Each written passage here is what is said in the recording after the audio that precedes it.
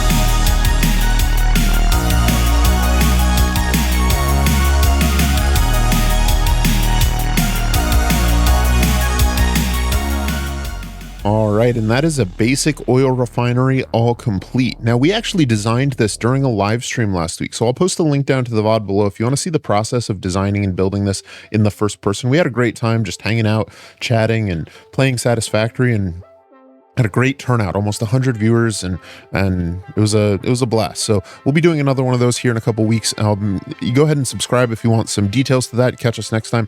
But we're going to be continuing to do some big builds in the future in that format.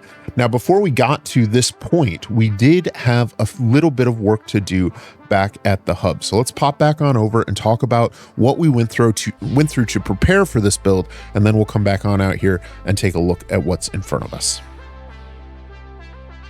All right, now welcome back to the hub, everybody. Now you can see that there's been a few small changes around the place, in particular the addition of these dimensional depots. I went ahead and used the rest of our Mercer spheres to put these on top of all of our production lines back here, or at least as many as I had. There are still a few that we are short on, so things like our reinforced iron plates and our regular iron plates, we're still missing some dimensional depots on. And the big advantage of that is that we now have access to all of those production lines from within our inventory. We can draw from these anywhere, and if we find ourselves away and working, and for example consuming a huge amount of concrete, we do have the option of simply setting down the game for a little bit and letting the production line here at our starter base refill our dimensional depot, and supply for us wherever we are on the map. Now, once that was done, we popped on over to the hub and sent away a few important milestones. Let's take a look.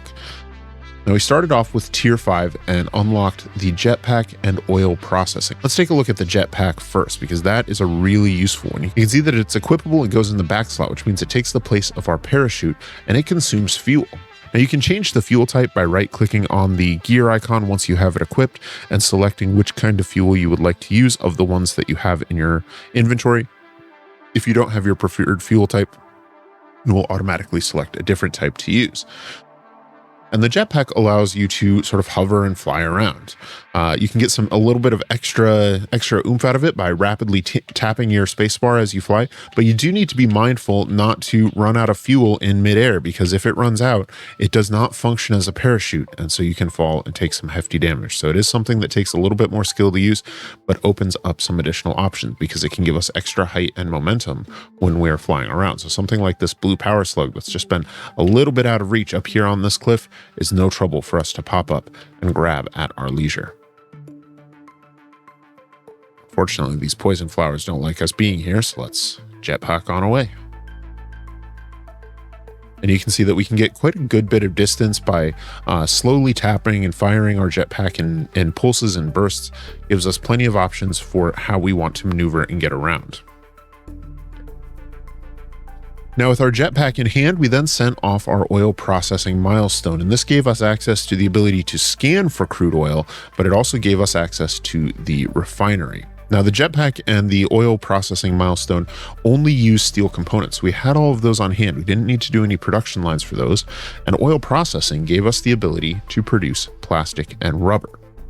Now, just as we've done in previous production setups, our first task once this was unlocked was to head out and set up a really basic temporary setup. So you guys can take a look at that here, and it's literally exactly the same as we did at the very beginning of the game with iron before we built our proper starter base, and just like we did with steel before we built a proper steel factory. We're setting down some basic production structures to start building up a basic stockpile, because if we head back on over to the hub, we can see that there are a number of technologies in tier 5 that are locked up behind plastic and rubber. Logistics Marks 4 takes rubber, fluid packaging takes plastic, and petroleum power takes both. But all of those together only take a few hundred of these resources, and we were able to, with our basic refinery in place, gather those resources in just a few minutes and come on back here and unlock those milestones, and that takes us back to where we are now. So let's head back on out to our new refinery and take a look at what we have there. All right, we are back out here at the refinery, so let's go through this build. We are starting out down here by extracting oil from one of these 4 oil nodes that are here. We have 2 impure crude nodes and 2 normal crude nodes. Now we're going to tap the rest of these later, and you'll notice that I left a small gap over here. This was something we overlooked during the preliminary design, but I wanted to make sure that I would be able to place an oil extractor right in here, and that wouldn't cause any problems. So we do have a way to extract the oil from this node at a later time if we want to, without interrupting or clipping into this. It looks like this pipeline, are these pipelines straight? No, this pipeline is not straight. We need another, delete that one right there. There we go. Always got to fix things like that.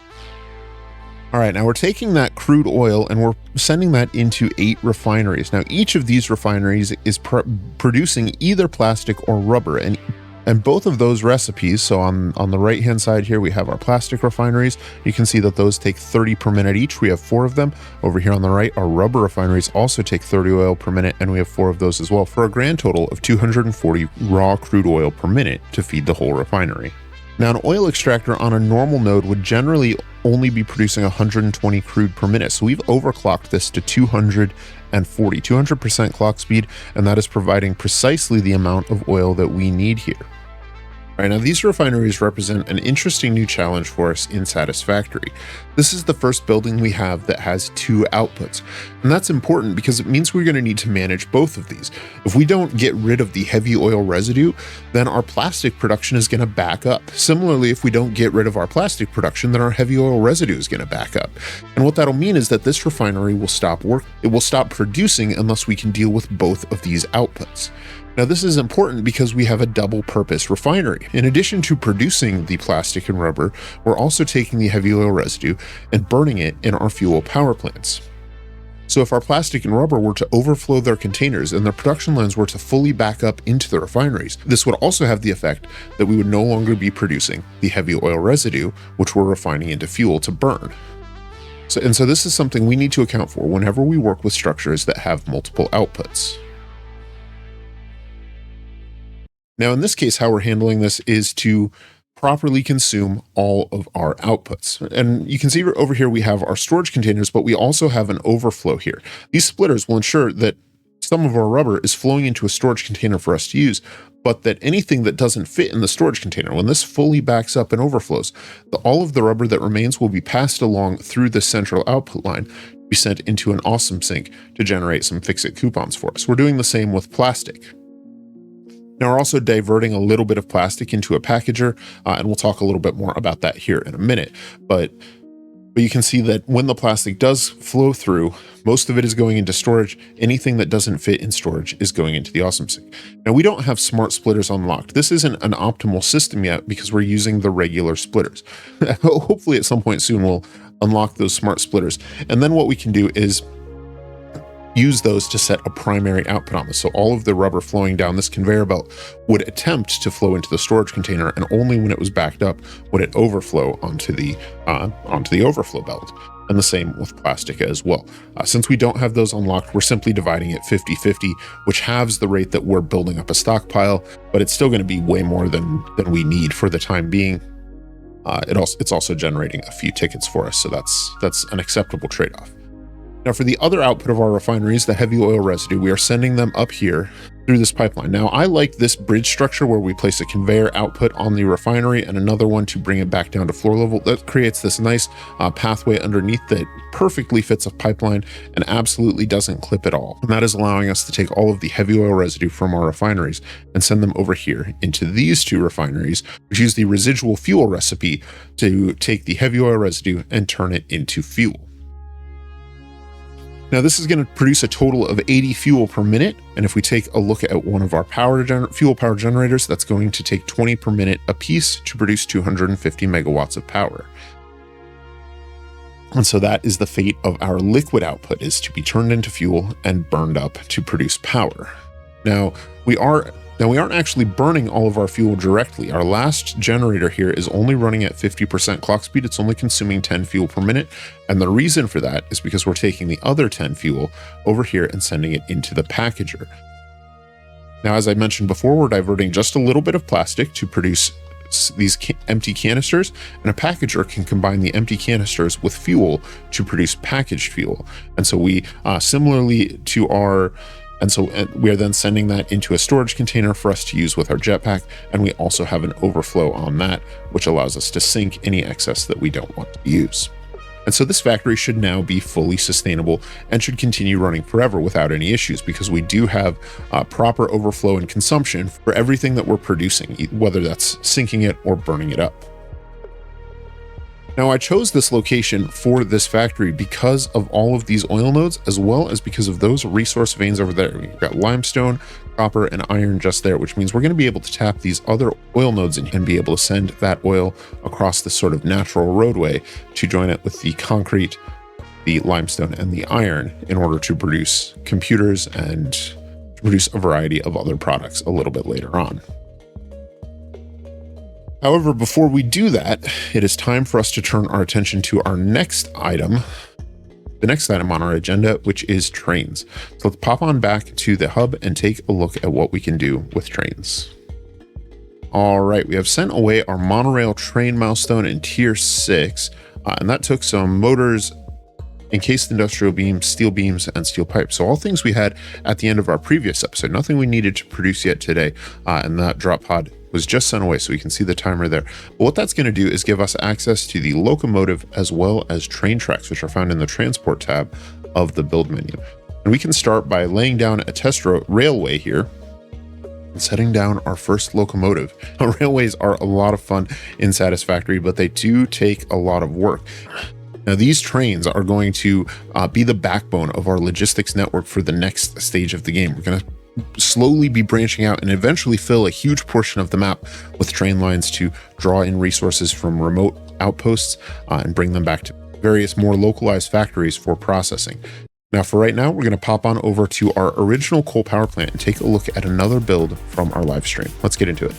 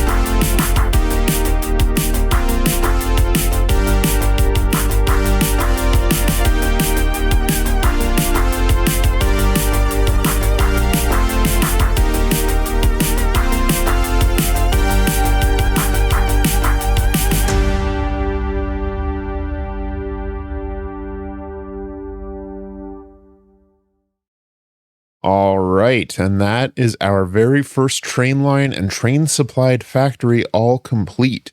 Now, this is another one that we designed during our live stream, so some of you may have already taken a look at it, but let's go through how it works. We are using a train-based logistics system here, which is the big achievement, and I chose to run the rails along these cliffs so that when we're down here in our coal factory area near our various coal mines that we're using, and we see that train moving around. Let's see, where is it? It's over on this side. We'll be able to see it up along the cliffs, moving around and zipping around between the different locations. It's so nice to see trains active in the world. It's always feels like such an achievement because we're making such good progress through the game, and also adds a nice bit of motion, a nice bit of life to the world. It feels good. All right, now let's take a look at the factory itself. All right, up here at our first train station, we have two miners mining iron and caterium ore. Now, we're not doing anything with the caterium yet, and you'll see that I'm running that into the third freight depot on the train station, despite the fact that our train doesn't have a third freight car, so it's not interacting with anything at this time. This is a bit of future proofing. We know that this vein is going to be valuable to us at some point, and by setting it up in this way, we'll be able to attach another train line to this one, bring it through the station, and pick up those resources without having to do any more work at this location. So whenever I build a train station in an area that has multiple resource deposits, even if I'm only using one or two, as long as it's possible, I will attach additional freight stations so that a longer train can come through later on and draw from those extra resources. So I don't have to go back and keep revisiting locations like this just to add an additional mine or an additional train station. And part of the reason for that is because of how timetables work. And we'll take a look at that here in a minute. But tearing down this train station to add another cargo area can disrupt the timetable of any trains that stop here. And so by setting it up in this way, we create a sort of future proofing against that sort of issue. Now on this side, we're loading up the iron ore for transport over into our Nobilisk factory. On the other side, we are bringing in a coal line from down at our coal power plant. And these ones travel all along the cliffs. We should be able to see the train, yep, leaving the station and traveling across along the cliffs on the other side. Now in this location, we're taking the coal and combining it from the sulfur that we're bringing along this platform in order to produce black powder in this assembler. That black powder is then heading into another assembler with steel pipes. Now those steel pipes are made by taking the raw iron ore from across the way, sending it into a smelter to turn it into iron ingots, and then that is being sent into a constructor to make iron pipes. Now these machines haven't been retuned yet, so let's take a look at that. I think the iron ingots here are going to be our limiting factor. We can only get 30 iron ingots per minute. Yeah, so we'll make 7.5 steel pipes per minute, and those 7.5 steel pipes mean we can make 3.75 Nobilisk per minute, and that will take 7.5 black powder. So let's adjust this machine as well to only be producing 7.5 black powder per minute, just like so. Now Nobilisk is one of those interesting ones where we don't really need tons and tons of them. Just in the time we've been chatting here, we've already built up a stockpile of 30 Nobilisk in our dimensional depot, and you don't use it very quickly most of the time. Even clearing out these pillars and using it for clearing trees for this train line, I only got through about 40 Nobilisk, and this took about 3.5 hours to build. So the 3.5 per minute for personal use is going to be more than enough to make sure that we are never short on explosives for our own personal use. Now we may want to build a more advanced munitions factory later, and Nobilisk is a component part of several other items in that context, things like the advanced forms of Nobilisk as well as explosive rebar. So we may be reproducing these production lines or possibly even modifying at this location at a later time. But for now, this is going to work for us. Now let's take a closer look at how trains work. We have 2 train stations here, and if we walk up to one of these and press E, we can see the name of the train station, and we can rename this. We can call this particular train station our Nobilisk factory. Nobilisk production platform, I guess is what you'd call it. It's not much of a factory, I suppose. But then we can click on the timetable tab to see all of the train stations and all of the different stops. So we can come in here to this train and rename this one to Nobilisk Supply. Now that train has a name, is clearly marked, and we can see where it is and where it's going. Now, in order to modify a station, you do need to be present at that station. But one of the things we can do is take a look at this train and see what all of its stops on its timetable are. And we can actually go into that timetable and say that we want to modify its properties there. So it will only load, for example, iron ore and coal. We can also specify how long we want the train to stay, to either wait until the freight wagon is fully loaded or one load has been completely filled, or to just pause for a number of seconds and then travel on. We can modify how frequently trains stop and what they carry. This is one of the things that makes trains so powerful for logistics, is because even though we have the caterium also flowing into the station, this train will only pick up these items, and we can do that sorting and that processing right here in the timetable without any additional structures. Go ahead and save that change and save changes to the timetable. Now, there's a lot more that can be said about trains, and in particular about signaling, but the general rule of thumb is that if you're going to have trains on a track, just make sure that they're all traveling in the same direction, and you shouldn't run into too many problems. So we'll take a closer look when we start to build a train network that spreads a little bit wider around the world.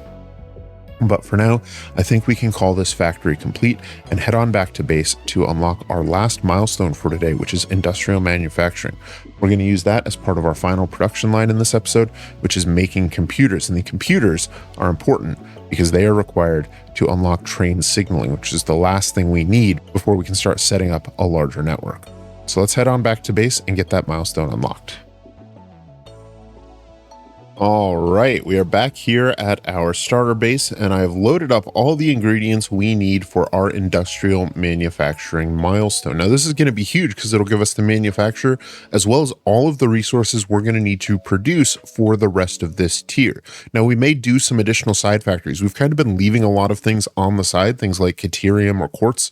So we may do some builds in addition to these factories or as part of a mega factory that includes these. But this manufacturer is going to let us today work on computers. So let's go ahead and get this milestone sent away and take a look at what the manufacturer will give us.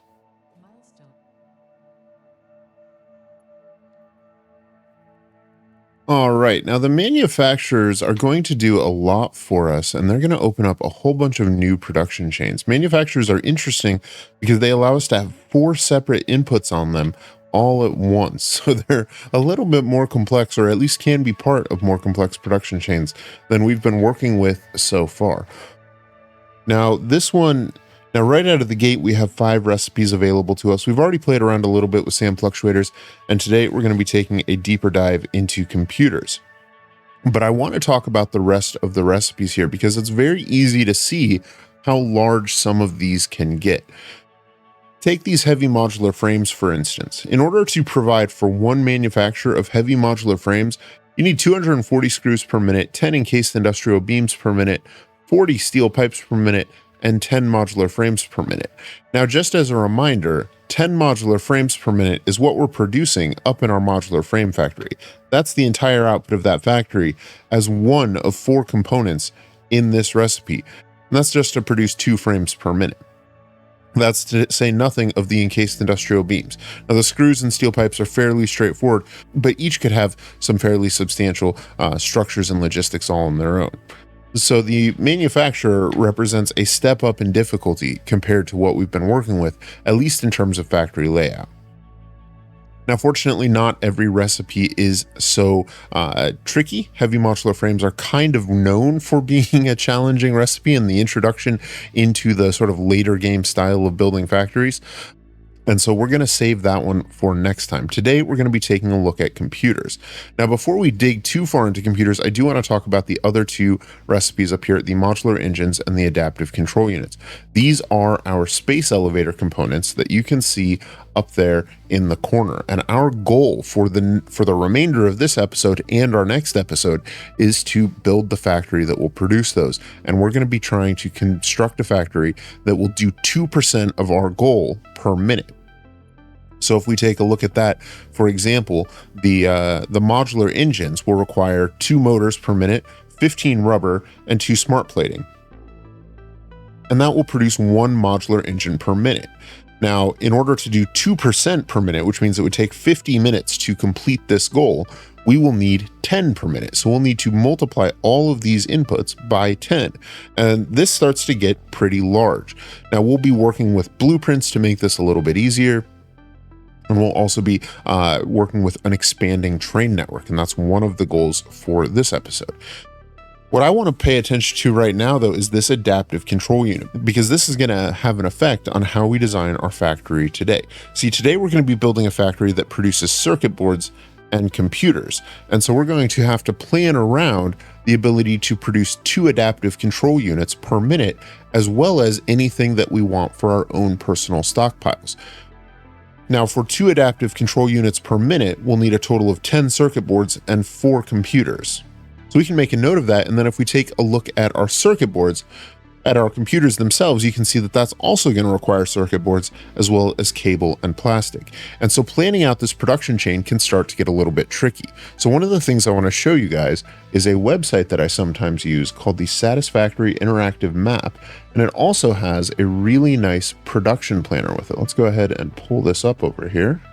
Now, there are many ways to plan out your factories. I like this website. Sometimes there are also both independent applications and websites, as well as sometimes it's good to just sit down with a notebook, a pen and paper, or crack open a spreadsheet in Excel. I'd love to hear from you guys down in the comments. How do you guys plan your factories? How do you figure out how many machines you need and what ratios they need to be at? Let me know down below. But one of the things that I like about this one is that it allows us to specify our outputs. So for example, if we know that we're going to need 4 computers per minute for a later production chain, and we're going to want some for our own sake as well, we can say maybe we want to do 6 computers per minute. And this will update and tell us, for example, that we'll need 288 crude and 144 copper ore as our raw input materials in order to make that. If we want to throw in that we're also going to want some circuit boards in here, we can find those and say maybe we're going to have 15 circuit boards per minute as an alternate output. Because remember, we're going to want 10 of those for those space elevator parts as well, and we'll want some for our own use. And so then we can come on over and take a look at the ratio between the crude oil and the copper ore to come up with an idea of whether or not this is something we want to do. This is also a great place where we can adjust some tuning. So for example, if we want to change our computer output to 7.5 per minute, then we can see that that actually gives us some really nice ratios on our inputs. 7.5 computers and 15 circuit boards per minute will take exactly 450 crude and 240 units of copper using the default recipes. And those are nice round numbers that we can work with. We can transfer 300 crude out of a normal node and another 150 out of an impure node, and we happen to have both of those right at the factory location site we've chosen. We also have a copper node there that can provide the 240 units of copper per minute. So we can fine tune these numbers until we find a good ratio that we like. We also have the option of introducing some alternate recipes, but for today, we're going to be sticking with the defaults. Now, the other thing that this will do is let us know what structures we're going to need. This is really useful for loading into the game, for popping into the game and setting up that to-do list to make sure we have all the components we need. And we can also see how much power we're going to take. This factory is going to take almost a gigawatt of power, so we'll have to be ready to set that up. But one of the things that I really like about this particular set of ratios on this build, if you take a look, is that with the exception of the oil extractor here, every single building is an even number. We aren't going to have to change any clock speeds on any other buildings anywhere within this system. We'll simply have them all. Now, we'll also have 150 units of heavy oil residue that we can divert into other processes. And so, for example, if there were water nearby, we might be able to take some of that to produce more plastic. Since there's not, I think what we're going to do is turn that into fuel and burn in some additional power plants. But for now, this is the plan we are going to be using for our build. So let's pop on over to our factory site and think about how we might want to lay this out, because this many buildings is going to take an awful lot of space. All right, we are out here at the site we have chosen for our factory. Looks like we've got some critters out here who are not too happy to see us. But this is going to be great. Remember that production planner said we would want 450 crude oil and 240 copper in order to build the computer factory with just the default recipes. Well, we have a normal copper node here with a Mark II miner overclocked to 200%. That will provide precisely the 240 copper we need. And over here, we have 3 oil nodes we can tap. We have a normal node down here and an impure node up here. Now, a normal node will default to 120 crude per minute. So overclocking that to 250% clock speed will give us 300. And an impure node will default to 60, which means we can overclock it up to 150. So just tapping these 2 nodes will give us exactly the 450 crude oil we need. So we are in a great place. We have a good plan and the correct ratios. Now, the trick is figuring out how we actually want to build this thing, because this is going to be quite a structure. We have a grand total of 18 refineries, 16 constructors, 5 power plants, 3 manufacturers, and a few others thrown in along the way. So we've got quite a building task in front of us here, and I think this space is going to be good for it. But I also want to think about how we might want to use it in the future, so that we don't need to do any significant rework if we can avoid it. So because I want to keep this central area clear, because I think that's where I want to build our large space elevator component factory. And so the ones that are going to sort of help with that or provide for that, I want to do nearby and on the side. So I think for computers, we're going to start on this wall and we're just going to work our way up, probably only about halfway up. Yeah, maybe a little more than halfway up. Depends on how big this is. But we'll basically do our basic production chains underneath with our, probably take our copper down there and do all of our copper work. And then we'll have our oil refinery. And then depending on where that falls on the cliff, I'm thinking we might do manufacturing up on the cliff or possibly over in a detached secondary structure that can be part of another factory later, and then use the cliffs for the power plants. But we'll play around with it. We'll see what happens. Oh, got some critters down here. Oh, big ones. And I am low on health. This is not where I want to be right now. Okay. Woo, run away. Now, one thing that I want to talk about real quick is blueprints. And blueprints are something that I don't think we'll be using as part of this build directly, but I have been playing around with a little bit and want to show you guys what I've been working on. Now, let me load up an example. Now, generally, when I use blueprints, I use them for things like this reinforced iron plate factory here. Now, what this one is a full processing for reinforced iron plates. It takes an input of 24 iron ore and then smelts that and into iron ingots, turns the iron ingots into screws and plates, and then crafts those into reinforced iron plates. So this produces 2 per minute.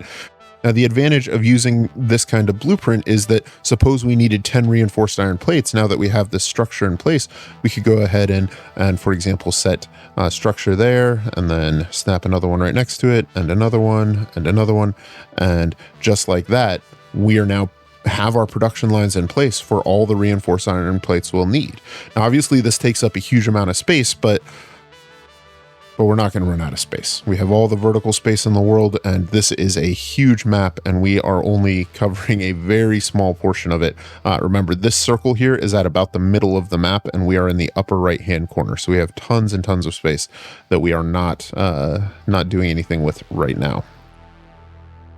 Now, the other thing blueprints are useful for, and this is something that is brand new in 1.1, and it's probably my favorite feature of 1.1, although there's a lot of contenders there, are some of these rails. Now, I've been playing around with these as an idea, and I think this rail base is something we might play around with a little bit more. See, this is a very simple blueprint. It's not meant to be anything fancy. It's meant to lay a foundation that we can work on later.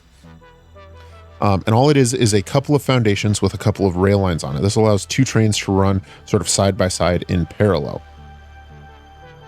And the new feature in 1.1 that makes this so special is the fact that these can connect to each other. So if we take this rail network and we place this down in the world, then we can change our build mode to auto connect. And if we come close enough, we can click to select that, and we can extrude out 2 new rail lines just like so. And we can continue doing this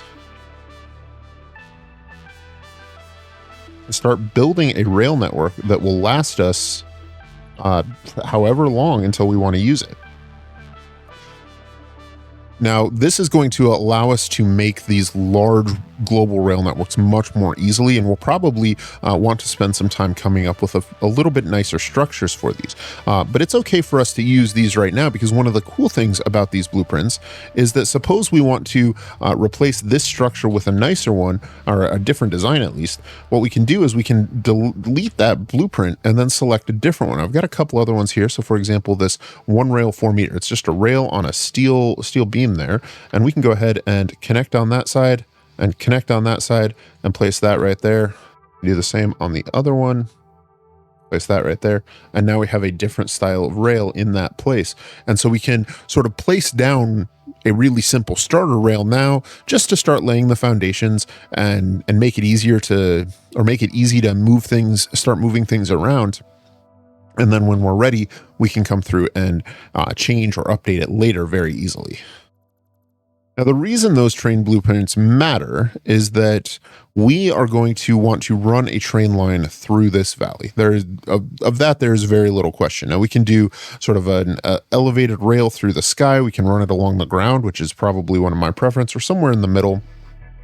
And ultimately, I haven't decided what that's going to be yet. I don't want to close anything off.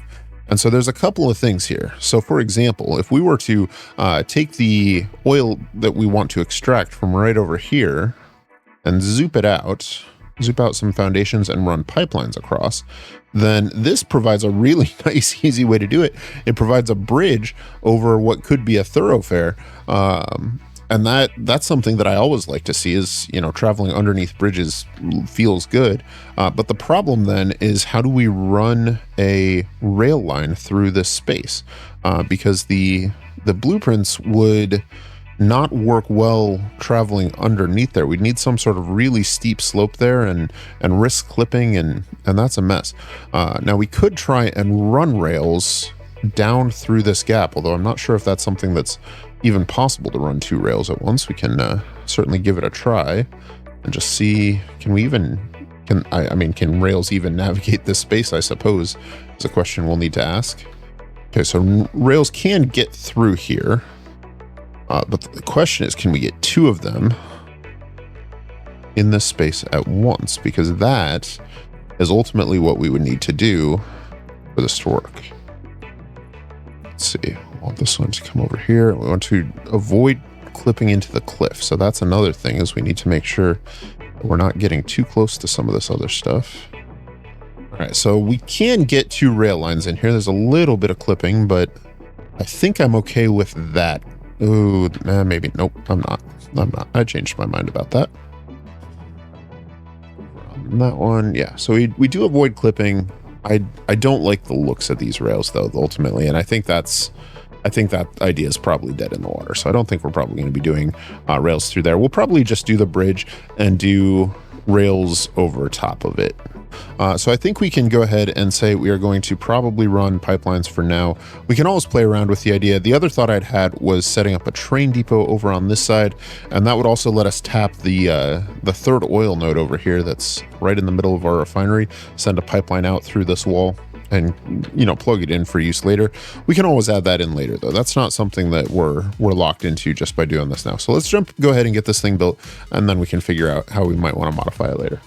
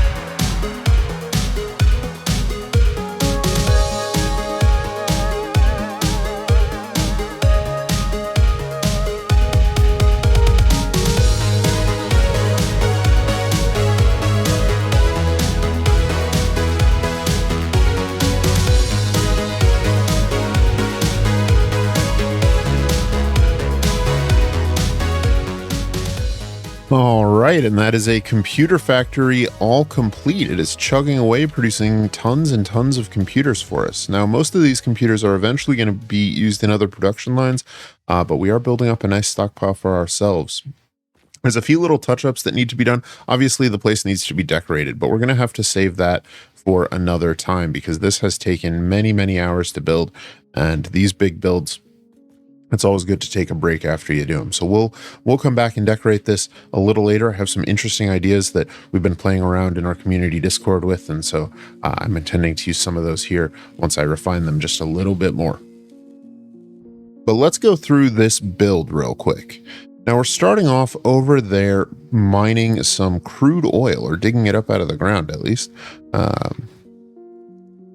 Let's pop on over and take a look, and you can see lots of blue lights over here. That means we are overclocking these extractors, and we need to, because we need a total of 450 crude. We're getting 150 out of this impure node, and then another 300 out of this one here.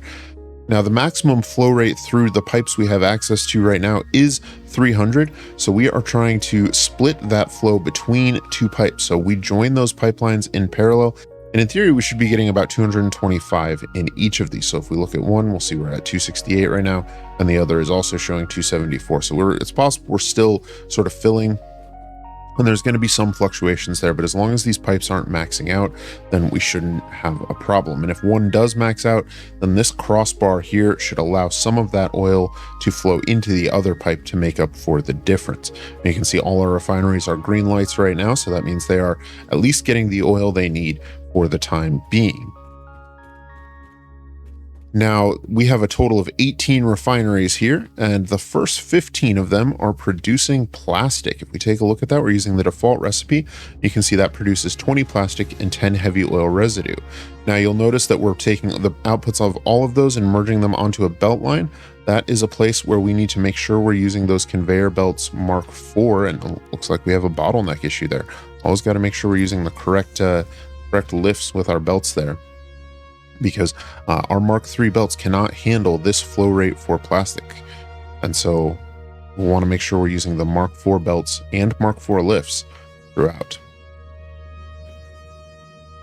Now, in addition to the plastic that's being produced, these refineries are also producing heavy oil residue, which is flowing into this purple pipeline here. I like to color code my pipes. I hope it provides a visual sort of guideline for where things are going. I can tell that this pipeline is not the same as that pipeline because they are different colors, and therefore they contain different fluids. This pipeline is traveling down under here and back into these three refineries where it's being processed into fuel.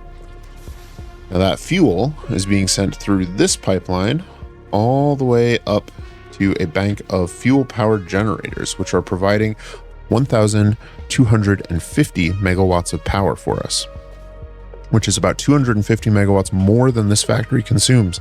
So not only is this self-powered, it is in fact power positive, and that is great for us, because while we aren't short on power, with the size of builds we're getting into, the excess we have won't last real long.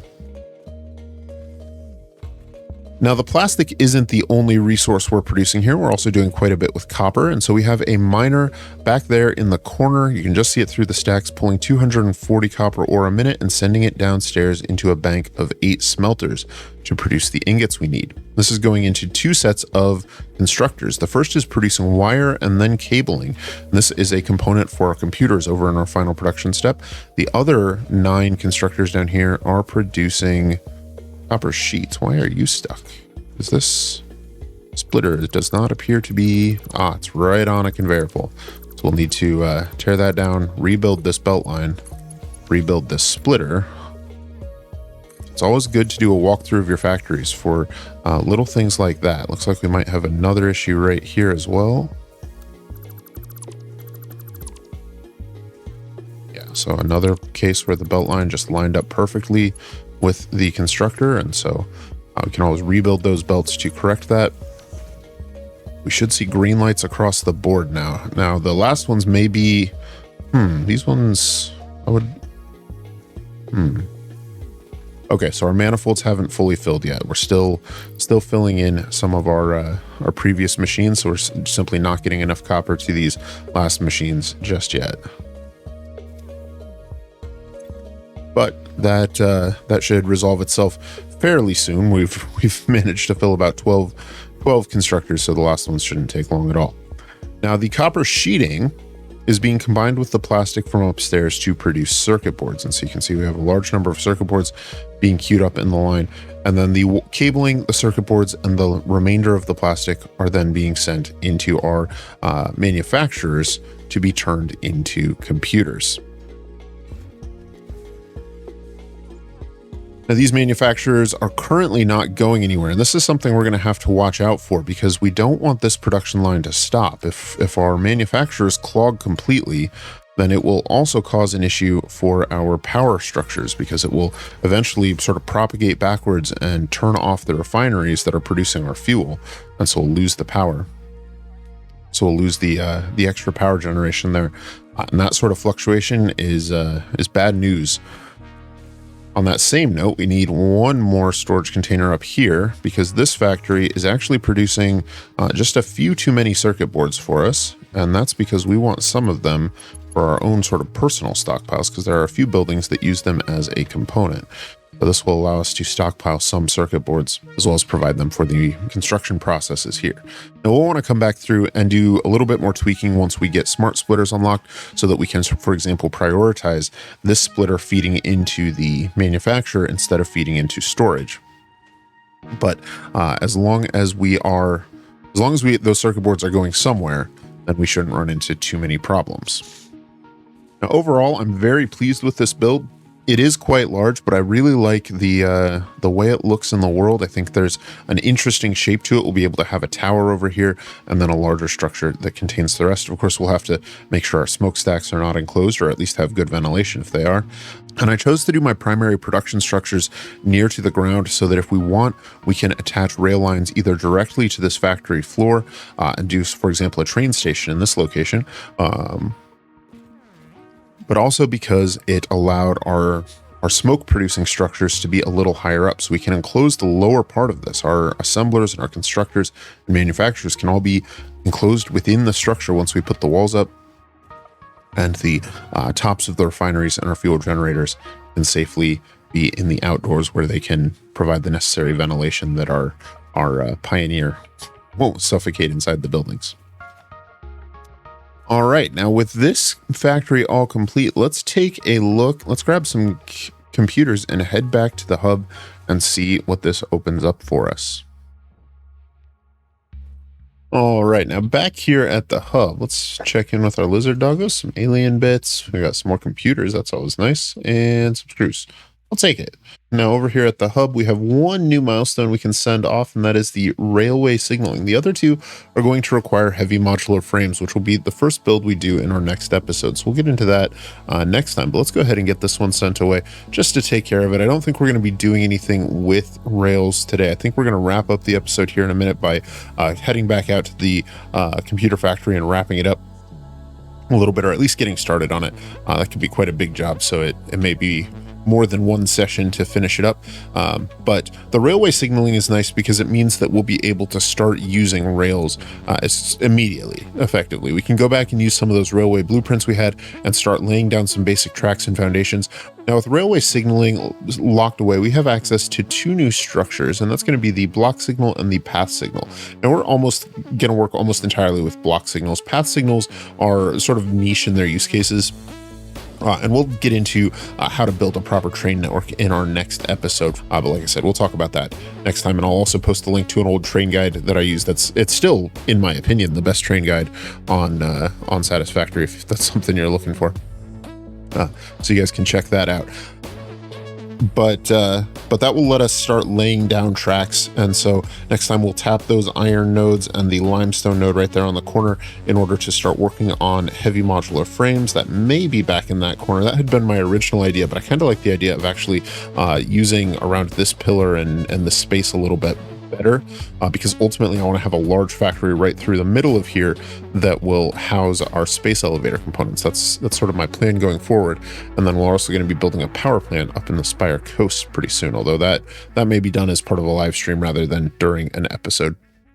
But we'll play around with that in the future. For today, I think we're going to wrap up by starting to decorate this power plant. So I think that's where we're going to leave it for today. I'd like to thank you guys for spending a few minutes with me here in the world of Satisfactory. Hopefully you have enjoyed this episode. Leave a like if you have and subscribe if you would like to see more. We'll jump into this time lapse to wrap things up, but I hope that you have an efficient day. I will see you soon.